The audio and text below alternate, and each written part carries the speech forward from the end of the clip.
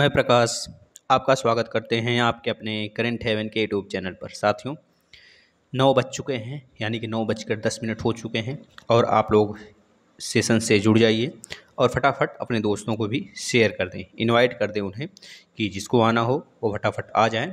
और जितने भी कॉलेज वगैरह के ग्रुप चलते हैं आपके, उसको तो ज़रूर उसमें ज़रूर आप शेयर किया करिए, जिससे कि सारे बच्चों का फ़ायदा हो।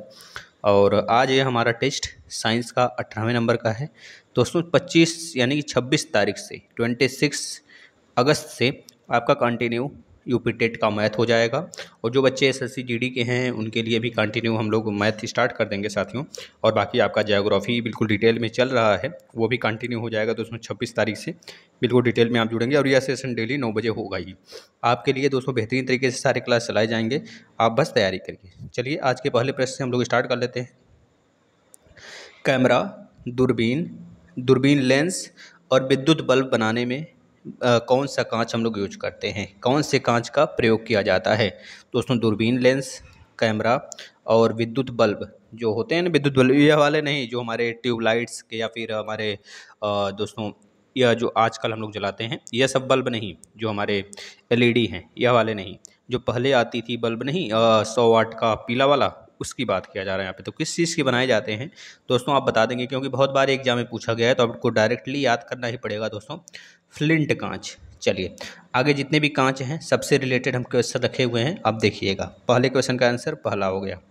दूसरा, प्रयोगशाला के उपकरण बनाने में किस कांच का प्रयोग किया जाता है दोस्तों? प्रयोगशाला के उपकरण जो होते हैं थोड़ा सा हीट वगैरह देते हैं हम लोग ना। जैसे देखिए कि कोई चीज़ गर्म करना हुआ, कोई यौगिक बनाना हुआ, है ना। तो आप लोग देखते होंगे कि हम लोग बहुत ज़्यादा उसमें जो ग्लास होते हैं उसको हीटिंग वगैरह के लिए भी यूज किया जाता है। तो इस वजह से याद रखेंगे दोस्तों पायरेक्स कांच। प्रयोगशाला देखिए हम इसको ट्रिक बता देंगे, आप कैसे याद कर सकते हैं। फ्लिंट कांच तो याद रखेंगे दोस्तों हमारे लेंस वगैरह बनाने में और आपके विद्युत बल्ब बनाने में, कैमरा या फिर दूरबीन बनाने में इसका यूज होता है। लेकिन पायरेक्स कांच जो होता है दोस्तों, ये प्रयोगशाला के उपकरण बनाने में होता है। फ्लास्क होता है ना, फ्लास्क, इन सबको बनाने में इसका यूज किया जाता है दोस्तों। देखिए प इसमें आ रहा है, पहले में प्रयोगशाला में भी प आ रहा है। तो इस तरह से आप याद रख लेंगे पायरेक्स, और प्रयोगशाला से याद रखेंगे प्रयोगशाला में पायरेक्स कांच यूज होता है प्रयोगशाला उपकरण में दोस्तों। नेक्स्ट प्रश्न देखिएगा, बेहतरीन प्रश्न ये भी है। धूपी चश्मों में, जो धूपी चश्मों के लेंस होते हैं साथियों, देखिए दोस्तों धूपी चश्मे की बात नहीं हो रहा है यहाँ पे, चश्मे की बात तो नहीं हो रहा है, बस धूपी चश्मों के लेंस में जो यूज होता है वह कांच का नाम बताइए, फिर किस प्रकार के कांच यूज होते हैं। देखिए चश्मा अलग चीज़ है, चश्मे के लिए हम आपको बताएंगे कौन सा यूज होता है, लेकिन धूपी चश्मे की जहाँ बात करेगा तहाँ आप आ जाएंगे क्रूक्स कांच। अब देखिए हम आपको बताते हैं, इसको शानदार ट्रिक से याद करिए।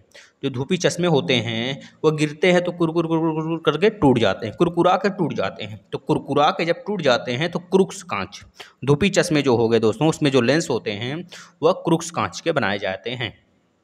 अब इसी प्रकार से अगर बात करें केवल चश्मे की बात कर लें, जो आम चश्मे हम लोग लगाते हैं ना जब आँख वगैरह ख़राब हो जाती है, तो उस चश्मे की अगर बात करेगा तो याद रखेंगे उस चश्मे में दोस्तों हम प्रकाशी कांच का यूज करते हैं। प्रकाशी कांच का, जैसे सूक्ष्मदर्शी हो गया, टेलीस्कोप हो गया, प्रिज्म हो गया, इन सब में प्रकाशीय कांच का यूज करते हैं। ऑप्टिक मिरर का यूज किया जाता है, याद रखेंगे साथियों।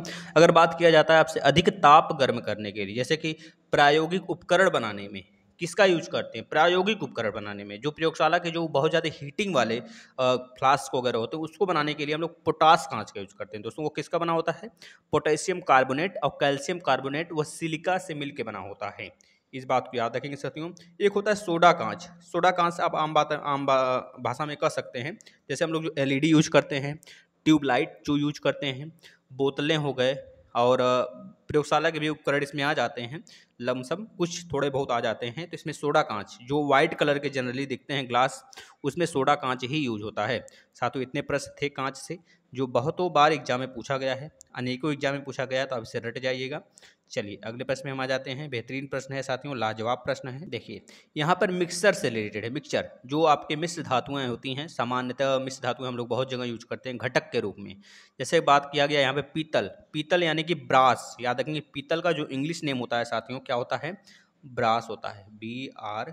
ASS ब्रास होता है। जो पीतल के उपकरण होते हैं, बर्तन होते हैं स्टील पीतल वाले, उसमें यानी मतलब कि जो पीतल होता है वो किस मिश्र धातुओं से मिलकर बना होता है दोस्तों बता देंगे। इसमें कॉपर और जिंक, देखिए ब्रॉस में होता है एक होता है ब्रॉन्ज, BRONZE होता है। ब्रॉन्ज में ZE आ रहा है लास्ट में, तो ब्रॉन्ज यानी कि दोस्तों इसको कांसा बोलते हैं, कांसा, कांसा बोला जाता है। कांसे में तो दोस्तों जिंक यूज होगा, याद रखेंगे, सॉरी कांसे में जिंक नहीं यूज होगा, कांसा। ब्रॉन्ज में ZE आ रहा है यहाँ पे ना, तो जिसमें ZE आएगा उसमें ZN नहीं यूज होगा, याद रखेंगे। और जिसमें ZN नहीं आएगा, ब्रॉस और ब्रॉन्ज दोनों बोलने में बहुत एक जैसे लग रहे हैं, तो ब्रॉस में ZN लास्ट में नहीं आया है, ZE लास्ट में नहीं आया है, तो याद रखेंगे दोस्तों इसमें कॉपर और टीन यूज होता है, SN और कॉपर यूज किया जाता है, याद रखेंगे। और कॉपर प्लस ZN जो होता है दोस्तों, इसको हम लोग ब्रॉन्ज में यूज, सॉरी एक मिनट देखिए गलत हो गया, आप फिर से सुनिएगा इसे।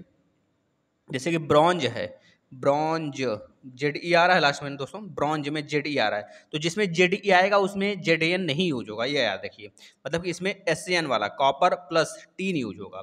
और पीतल में ब्रॉस, पीतल का मतलब होता है ब्रॉस, ब्रॉस होता है। और जिसमें ZE नहीं आता है दोस्तों उसमें ZN यूज होता है, यानी कॉपर प्लस जिंक मिलकर आपके पीतल बनाते हैं, इस चीज़ को याद रखिएगा। आगे हम आपको अनेकों मिश्र धातु बताने वाले हैं, आप इस बस उसे याद कर लीजिए। देखिए यही चीज़ बताया गया।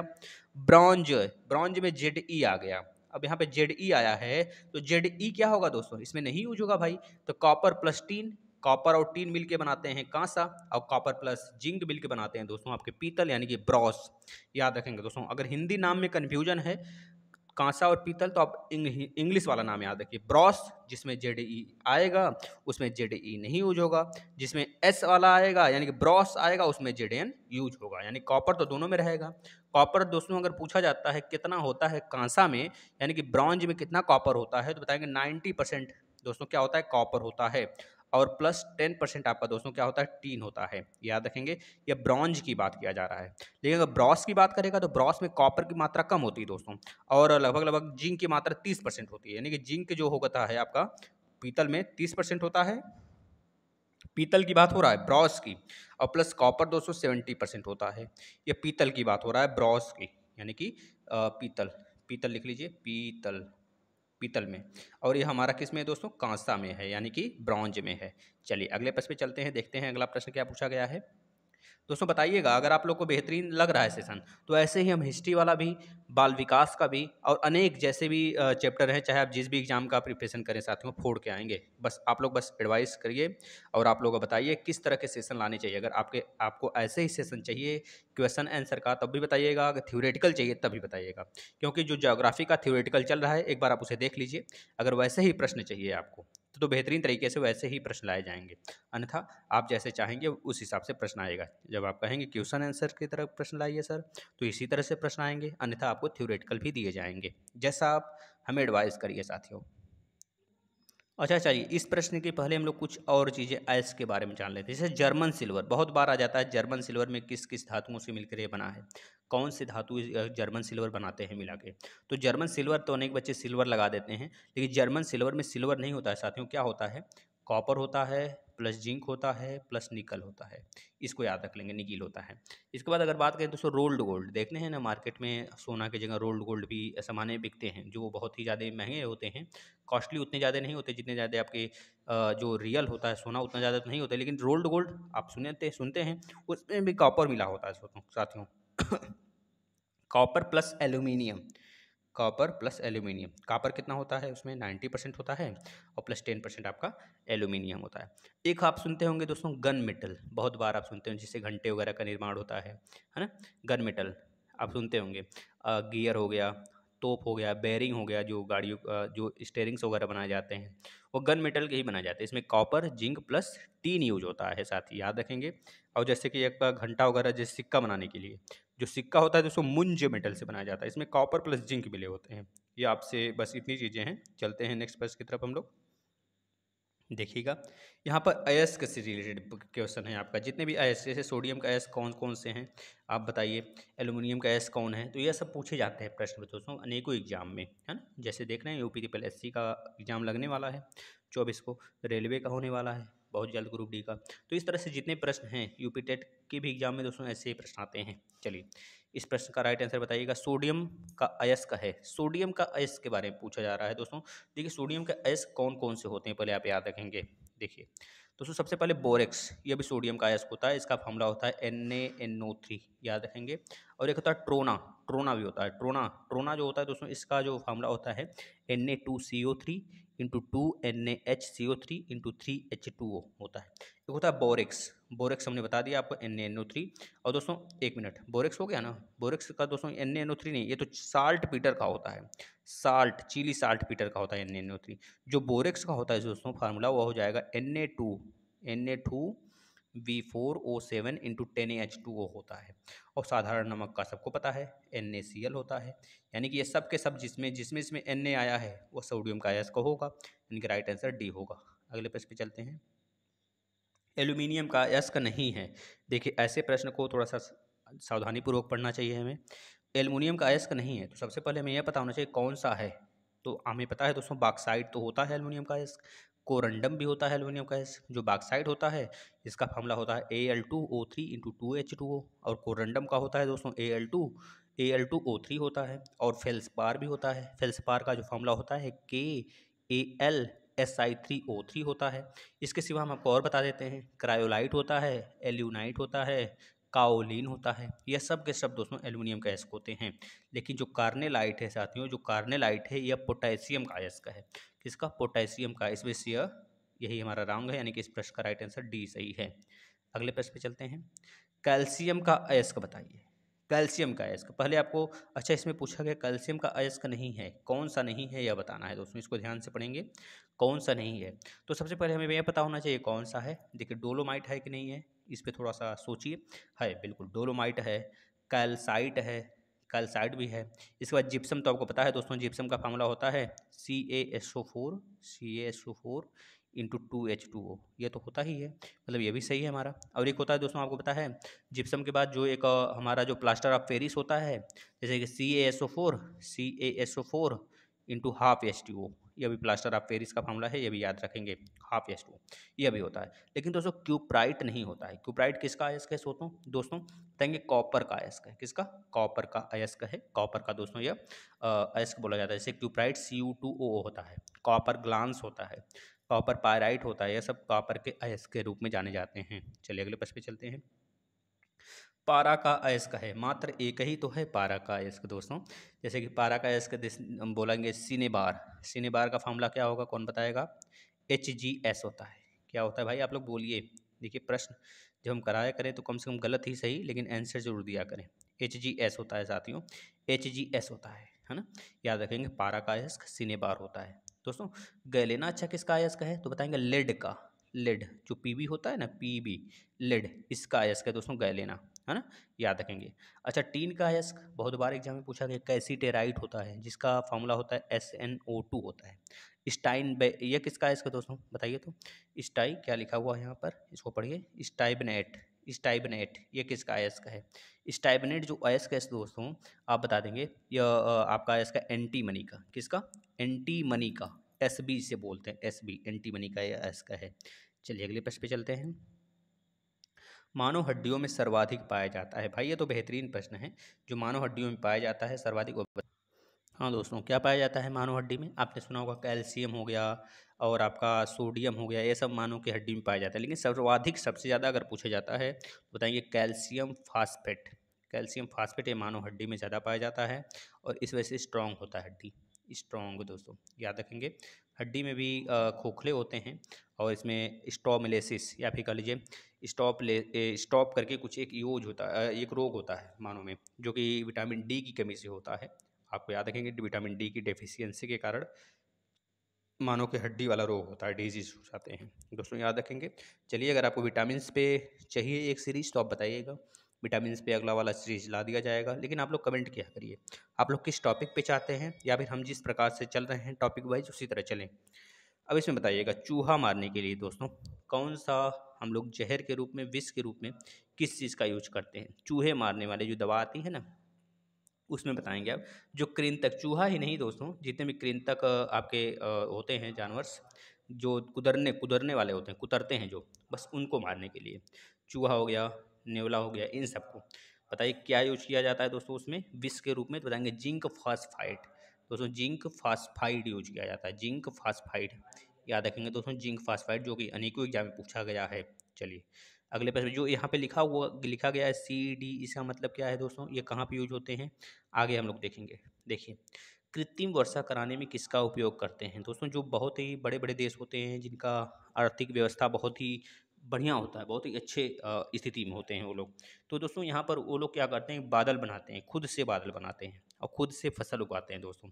जो वर्षा वाला फसल है ना, उसको गर्मी में ही उगाते हैं, जैसे कि आपका भुट्टा हो गया है ना, मक्का वगैरह। तो ये लोग क्या करते हैं दोस्तों, जो बरसात वाले सीजन के जो है ना, उसको ये लोग बिना सीजन के उगाते हैं, और बहुत ही खतरनाक व्यवस्था होती है उन लोग की दोस्तों, वो बहुत ज़्यादा महंगे बिकते हैं। तो याद रखेंगे वह अपना खुद बादल बनाते हैं और कृत्रिम वर्षा कराते हैं दोस्तों, उसका नाम है सिल्वर आयोडाइड। याद रखेंगे सिल्वर आयोडाइड दोस्तों। ये क्या करते हैं दोस्तों, इस प्रकार से लोग हेलीकॉप्टर से या फिर कह लीजिए दोस्तों यानों से अपने क्या करते हैं कि ये सिल्वर आयोडाइड का छिड़काव कराते हैं दोस्तों बादलों पे, बादल अपने आप फूट जाते हैं और बारिश करा देते हैं। इस प्रकार से आप कृत्रिम वर्षा कराते हैं दोस्तों सिल्वर आयोडाइड से, याद रखेंगे इसका यूज होता है ना। अब सिल्वर नाइट्राइड कहाँ यूज होता है, आप बताएंगे भाई। सिल्वर नाइट्राइड आपको पता होगा दोस्तों, जब आप चुनाव देने जाते हैं तो वहाँ पर आपके हाथ पे एक स्याही लगाई जाती है, तो ही सिल्वर नाइट्रेट होता है, जिसका हम लोग फार्मूला जानते हैं AgNO3, AgNO3, NO3। जैसे पोलियो के ड्रॉप वगैरह पिलाने जब जाते हैं बच्चों को, तो वहाँ पर भी लगाते हैं। अच्छा सिल्वर ब्रोमाइड का यूज कहाँ पे होता है दोस्तों, रंगीन बोतलों को बनाने के लिए, है ना। एक मिनट, रंगीन बोतल नहीं दोस्तों, ये होता है आपका फोटोग्राफिक में, जितने भी फोटोग्राफिक होते हैं ना, जैसे हम लोग फोटो वगैरह लेते हैं, तो वहाँ पे इसका यूज होता है सिल्वर ब्रोमाइड का, AgBr होता है इसका फार्मूला, AgBr होता है। आयरन पायराइड्स कहाँ यूज होता है दोस्तों, अब बताइए आयरन पायराइड्स, इसका हम एक आपके लिए छोड़ते हैं, आप जरूर बताएंगे आयरन पायराइड्स कहाँ पे यूज होता है ना। चलिए वैसे हम बता दें, कहिए तो बता दिया जाए, अन्यथा चलिए बता ही दिया जाता है। आयरन पायराइड दोस्तों, इसका पहले फार्मूला याद रखेंगे, FeS2 होता है। और यह दोस्तों झूठा सोना बोला जाता है, बेवकूफ़ों का सोना। जो बेवकूफ़ों का सोना बोला जाता है, किस धातु को बोला जाता है, किस यौगिक को बोला जाता है, बताएंगे आयरन पायराइड्स को बोला जाता है धातु, झूठा सोना। अगर अच्छा पूछा जाता है सफ़ेद सोना किसे बोला जाता है, बताएंगे प्लेटिनम को सफ़ेद सोना बोला जाता है ना। जैसे क्विक सिल्वर किसे बोला जाता है, पारा को क्विक सिल्वर के नाम से जाना जाता है, याद रखेंगे दोस्तों। पारा यानी कि सिनेबार अयस्क है पारा का, अभी हमने देखा। क्विक सिल्वर के नाम से किसे जाना जाता है भाई, अभी तो हमने देखा किसको जाना जाता है भाई, क्विक सिल्वर के नाम से पारे को तो जाना जाता है, पारा।